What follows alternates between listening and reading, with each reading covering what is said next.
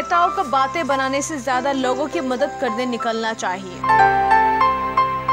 इसी चीज को सिखा रहे हैं पूर्व एमएलए और वर्तमान तिपरा कार्यकर्ता श्री वृषकेतु देबबर्मा।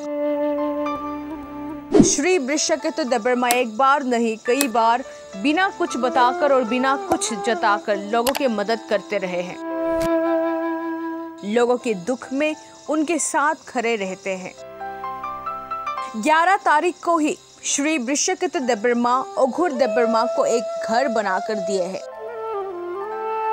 हालांकि सीपीआईएम सरकार की ओर से 2017 से पहले उन्हें एक घर दिया गया था जो कि उतना रहने लायक नहीं था और इस बार उन्हें सरकार द्वारा घर दिलवाना भी मुश्किल है। इसलिए उन्होंने अपनी तरफ से तिपरा कार्यकर्ताओं से मिलजुल कर घर बना दिया।